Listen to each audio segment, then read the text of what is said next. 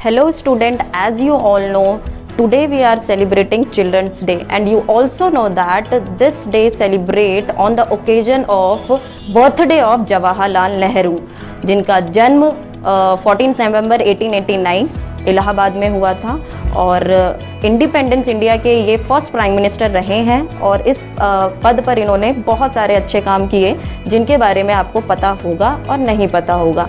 मैं कुछ interesting facts जो कि जवाहरलाल नेहरू के बारे में है आपके सामने रिप्रेजेंट करना चाहूँगी। अगर आपको अच्छा लगे तो प्लीज़ ध्यान से सुनिएगा। चलिए जैसा कि आप जानते हैं कि चिल्ड्रंस डे इसीलिए मनाया जाता है क्योंकि जवाहरलाल नेहरू का बर्थडे इस दिन आता है, ठीक है। और साथ ही साथ ये जवाहरलाल नेहरू, आपके मन में होगा कि जवाहरलाल नेहरू क्यों, बाकी क्यों नहीं, तो इस वजह से क्योंकि जवाहरलाल नेहरू को बच्चों से बहुत प्रेम था, जिस वजह से हम 14 नवंबर को चिल्ड्रंस डे के रूप में बनाते हैं क्योंकि इस दिन उनका बर्थडे होता है। नाउ तो बहुत सारे इंटरेस्टिंग फैक्ट्स हैं इनके बारे में और बहुत सारे मतलब आप कह सकते हो कि बहुत सारे लोगों के मन में इनको लेके कई मिथ भी हैं, ठीक है, वो लोगों का अपना ओपिनियन है। बट कुछ ऐसे इंटरेस्टिंग फैक्ट्स हैं जो मुझे जवाहरलाल नेहरू के बारे में पता है और मैं आपको शेयर करना चाहूँगी। सो पहला ऐसा इंटरेस्टिंग फैक्ट जो कि जवाहरलाल नेहरू के बारे में मैं आपको बताना चाहूँगी which is the Hindu code bill act.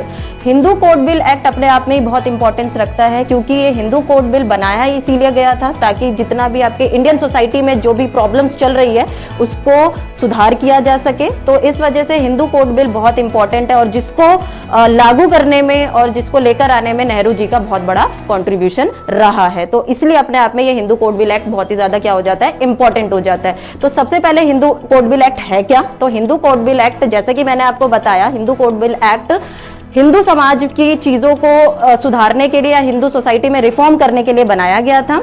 और इस एक्ट में कई कह सकते हो कि कई चीजें, कई एक्ट और लेकर आए गए और फाइनली फिर उसको 1955 में इस एक्ट को क्या कर दिया गया, इंप्लीमेंट कर दिया गया। जैसे कि आप पिक्चर देख सकते हैं, ये आपके प्राइम मिनिस्टर जवाहरलाल नेहरू हैं, ये प्रेसिडेंट राजेंद्र प्रसाद जी हैं और ये है बी.आर. अंबेडकर। एक्चुअल में हिंदू कोड बिल की मांग जो करी थी वो बी.आर. अंबेडकर ने करी थी, जिसको नेहरू जी सुन रहे हैं और हिंदू कोड बिल को पढ़कर जो अंबेडकर हैं वो बता रहे हैं। हालांकि डॉक्टर राजेंद्र प्रसाद इससे एग्री नहीं थे, ठीक है, लेकिन बाद में क्योंकि प्राइम मिनिस्टर थे और जब इलेक्शन हो गए और ये प्राइम मिनिस्टर बन गए तो उनके बाद कोई ऑप्शन था नहीं, तो फाइनली ले देके 1955 में आपका जो हिंदू कोड बिल एक्ट था वो पास हो गया। हिंदू कोड बिल एक्ट पास हुआ, ठीक है, और इसमें 3-4 प्रोविजन आए जिसमें से कुछ प्रोविजन अगर मैं बताना चाहूं तो the marriage act, the minorities act, the children act और द अडाप्टेशन एक्ट। तो ये कुछ 3-4 एक्ट आए थे जिनमें से मैं आपका मेन फोकस जो करना चाहूंगी द मैरिज एक्ट पे।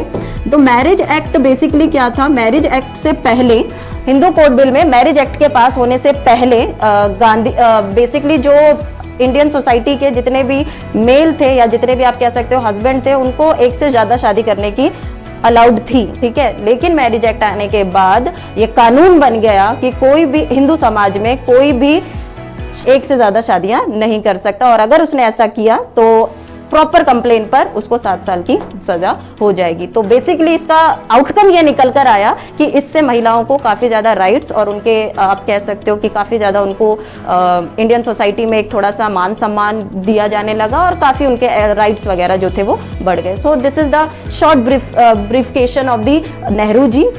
ये बहुत ही छोटा इंट्रोडक्शन है हिंदू कोड की बिल के बारे में जो मैंने आपको बताया। इसके अलावा अगर मैं दूसरा फैक्ट बताना चाहूँ नेहरू जी के बारे में तो वो था नागालैंड को लेके। नागालैंड को इंडिया में मिलाने के पीछे काफी विवाद रहा, काफी डिबेट रहे और नेहरू जी ने फिर अगेन इसमें अपना बहुत बड़ा कंट्रीब्यूशन निभाया।